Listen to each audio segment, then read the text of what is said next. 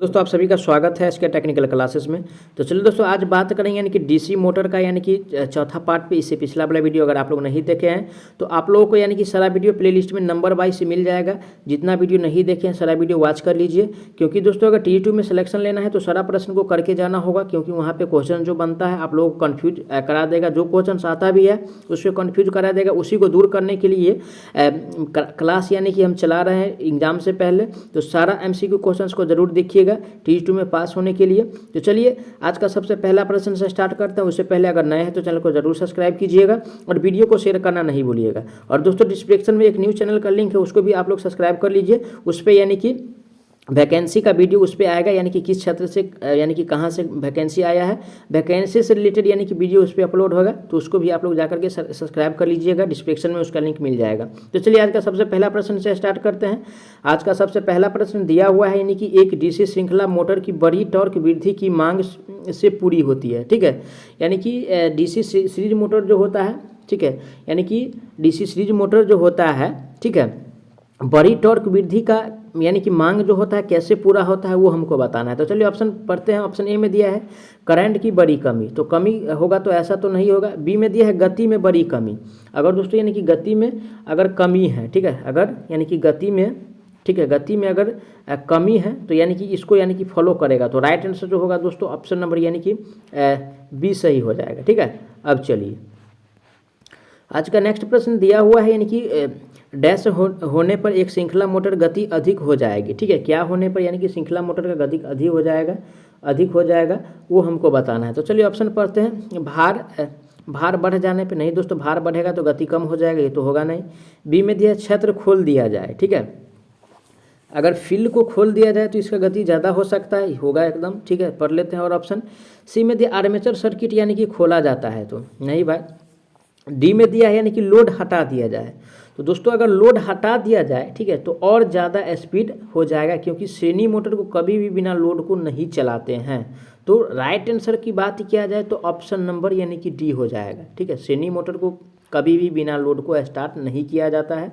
तो right answer option इसका D सही हो जाएगा। अब चलिए आज का अगला प्रश्न दिया है लोड बढ़ने पर डैश मोटर की गति बढ़ेगी। ठीक है, ऐसा कौन सा मोटर है जो लोड बढ़ेगा, ठीक है, तो उसका यानी कि गति बढ़ जाएगा, वो हमको बताना है।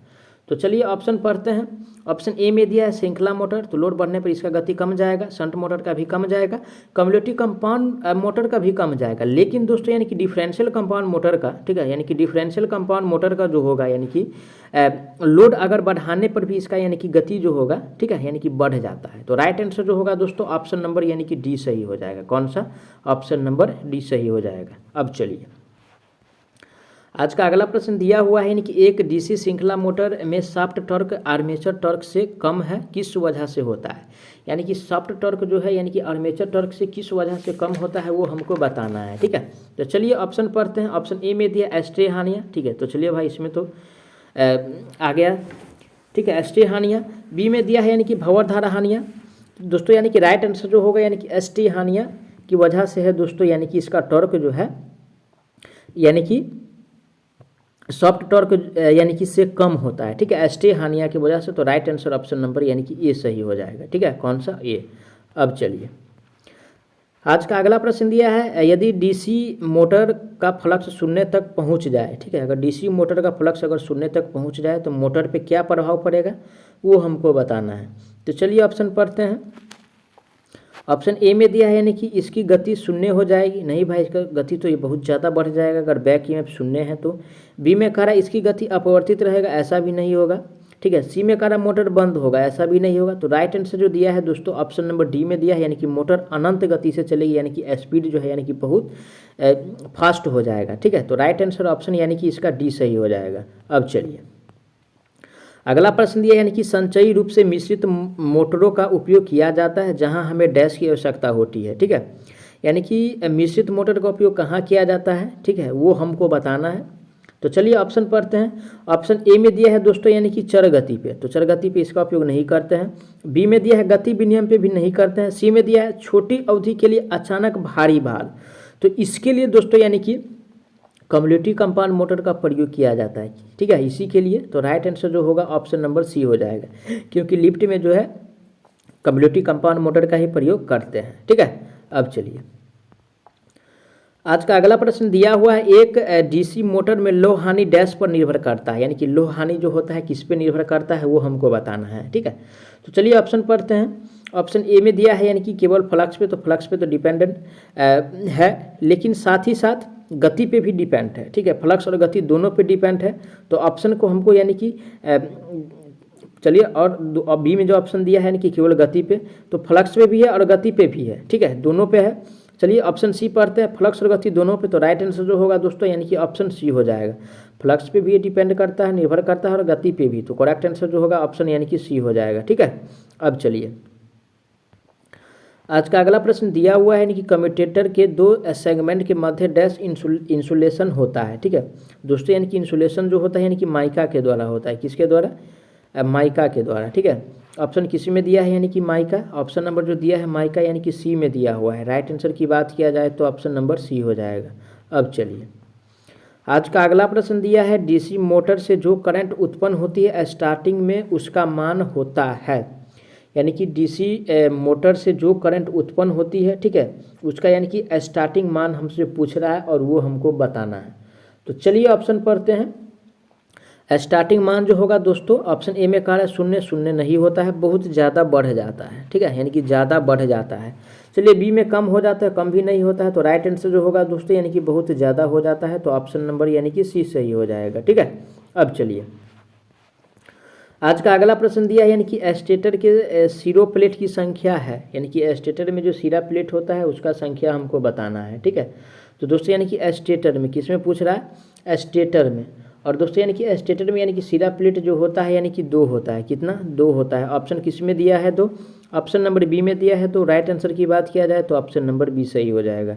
अब चलिए आज का अगला प्रश्न दिया हुआ है, एक अस्थायी चुंबक डीसी मोटर में गति नियंत्रण की किस विधि का उपयोग नहीं किया जा सकता है। ठीक है, तो यानी कि किसका उपयोग नहीं करते हैं वो हमको बताना है। तो चलिए ऑप्शन ए में दिया हुआ है यानी कि आर्मेचर वोल्टेज का, इसका तो करते हैं। बी में है प्रतिरोध नियंत्रण, इसका भी करते हैं।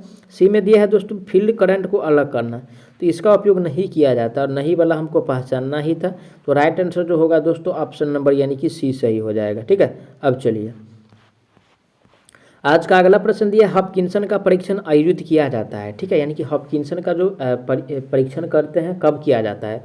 तो दोस्तों यानी कि हॉपकिंसन क्या है? हॉपकिंसन। और दोस्तों हॉपकिंसन परीक्षण जो किया जाता है फुल लोड पे किया जाता है। किस पे? यानी कि फुल लोड पे किया जाता है। ऑप्शन किस में दिया है? Full load. ऑप्शन नंबर जो दिया हुआ है ए में दिया है फुल लोड। राइट आंसर की बात किया जाए तो ऑप्शन नंबर ए सही हो जाएगा। ठीक है, अब चलिए आज का अगला प्रश्न दिया है, 5 HP तक की छोटी डीसी मोटर में आमतौर पर होती है। ठीक है, कितना तक का कह रहा है दोस्तों? यानी कि 5 HP तक। और दोस्तों 5 HP तक कम मोटर में जो यानी कि पोल होता है यानी कि 2 पोल होता है। कितना? 2 होता है। ठीक है, तो राइट आंसर जो होगा ऑप्शन किस में दिया है? 2 पोल। ऑप्शन नंबर ए में दिया है, तो राइट आंसर की बात किया जाए तो ऑप्शन नंबर ए सही हो जाएगा। अब चलिए आज का नेक्स्ट प्रश्न दिया हुआ है यानी कि डीसी मोटर में ब्रश वोल्टेज ड्रॉप आमतौर पर क्रम में होता है। ठीक है, ब्रश वोल्टेज ड्रॉप कर रहा है, कौन सा? यानी कि ब्रश वोल्टेज ड्रॉप। दोस्तों ब्रश वोल्टेज ड्रॉप जो होता है, ठीक है, वो यानी कि 0.5 और 1 भी होता है। और वहीं पे दोस्तों यानी कि इसका अगर बात किया जाए कार्बन और ग्रेफाइट का, तो इसमें यानी कि 1.5 से यानी कि 2 होता है। ठीक है, 1.5 से 2 होता है। ठीक है, तो राइट आंसर जो होगा दोस्तों ऑप्शन किस में दिया है? 2 वोल्ट। ऑप्शन नंबर ए में दिया है, right answer option number A हो जाएगा। ठीक है, अगर ऑप्शन में नहीं है तो यानी कि 0.5 या 1 वोल्ट होगा, उसको यानी कि प्रेफर करना है। ठीक है, अब चलिए आज का नेक्स्ट प्रश्न दिया है यानी कि डीसी कंपाउंड मोटर में 4 पॉइंट स्टार्टर डैश देता है। ठीक है, यानी कि डीसी कंपाउंड मोटर में 4 पॉइंट स्टार्टर जो होता है यानी कि क्या देता है वो हमको बताना है। तो चलिए ऑप्शन ए में दिया है यानी कि ऑप्शन ए में दिया है यानी कि ओवरलोड प्रोटेक्शन। ठीक है, ऑप्शन ए में दिया है ओवरलोड प्रोटेक्शन। ठीक है भाई, ये तो देगा ही। बी में दिया है लो वोल्टेज प्रोटेक्शन, ये भी देता है। सी में कह रहा है फील्ड रेगुलेटर द्वारा वाइड रेंज को कंट्रोल करने की अनुकूलता। ठीक है, डी में दिया है उपरोक्त सभी। तो दोस्तों इसके द्वारा यानी कि तीनों दिया जाता है। ठीक है, तो राइट आंसर जो होगा ऑप्शन यानी कि डी सही हो जाएगा। अब चलिए आज का नेक्स्ट प्रश्न है, डीसी मोटर का स्टार्टर निम्नलिखित में से कौन सा नहीं है? यानी कि डीसी मोटर का स्टार्टर कौन है जो नहीं है वो हमको बताना है। 2 पॉइंट स्टार्टर होता है, 3 पॉइंट स्टार्टर भी होता है, 4 पॉइंट स्टार्टर भी होता है, लेकिन स्टार डेल्टा स्टार्टर दोस्तों यानी कि डीसी मोटर का स्टार्टर नहीं है। तो राइट आंसर नहीं वाला पहचानना था। तो करेक्ट आंसर की बात किया जाए तो ऑप्शन नंबर करेक्ट यानी कि डी हो जाएगा। ठीक है, अब चलिए आज का अगला प्रश्न दिया है, डीसी मोटर की गति को नियंत्रित करने हेतु निम्न में से किसका प्रयोग किया जाता है। ठीक है, तो दोस्तों यानी कि डीसी मोटर का गति को कंट्रोल करने के लिए यानी कि थायरिस्टर का उपयोग करते हैं। किसका? थायरिस्टर का। ठीक है, थायरिस्टर का उपयोग करते हैं। ऑप्शन किस में दिया है थायरिस्टर? ऑप्शन ए में दिया है थर्मिस्टर, तो थर्मिस्टर का नहीं करते हैं, नहीं ट्रांजिस्टर का करते हैं, और नहीं दोस्तों यानी कि थ्रेड्रोन का करते हैं। ये किया जो जाता है दोस्तों यानी कि थायरिस्टर का। ऑप्शन किस में दिया है? थायरिस्टर। ऑप्शन नंबर यानी कि डी में दिया है थायरिस्टर। राइट आंसर की बात किया जाए तो ऑप्शन डी हो जाएगा। अब चलिए आज का अगला प्रश्न पे चलते हैं। आज का अगला प्रश्न दिया है, फ्लेमिंग के बाएं हाथ के नियम के अनुसार यदि तर्जनी छत्र की दिशा इंगित करती है तो मध्य उंगली इंगित करती है। ठीक है, यानी कि मध्य उंगली जो इंगित करेगा क्या करेगा वो हमको बताना है। ठीक है, तो दोस्तों यानी कि मध्य उंगली जो यानी कि इंगित करता है वो यानी कि करंट की दिशा। ठीक है, करंट की दिशा कंडक्टर में। ठीक है, तो ऑप्शन किस में दिया है? ऑप्शन ए में दिया है करंट की दिशा कंडक्टर में। तो राइट आंसर जो होगा दोस्तों ऑप्शन नंबर ए सही हो जाएगा। अब चलिए आज का अगला प्रश्न पे चलते हैं। आज का अगला प्रश्न दिया है, डीसी मोटर की गति किसमें परिवर्तन ऐसे विपरीत हो सकती है। ठीक है, यानी कि किसको परिवर्तन अगर कर देंगे तो यानी कि इसका गति जो होगा दोस्तों यानी कि विपरीत हो जाएगा, वो हमको बताना है। तो चलिए ऑप्शन पढ़ते हैं। ऑप्शन ए में है फील्ड धारा को बदलेंगे तो एकदम परिवर्तित हो जाएगा।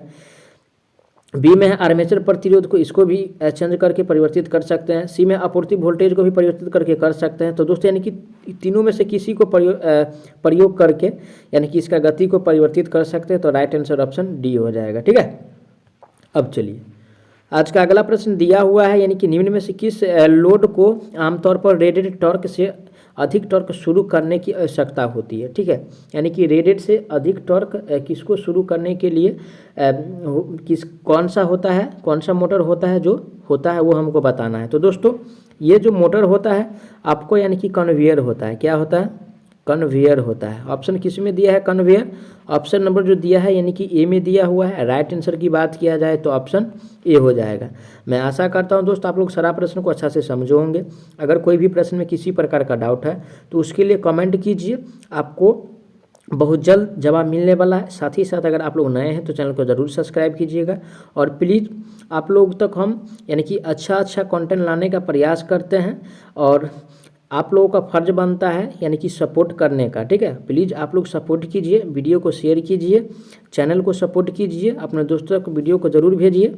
तो चलिए मिलते हैं नेक्स्ट वीडियो में, तब तक के लिए जय हिंद।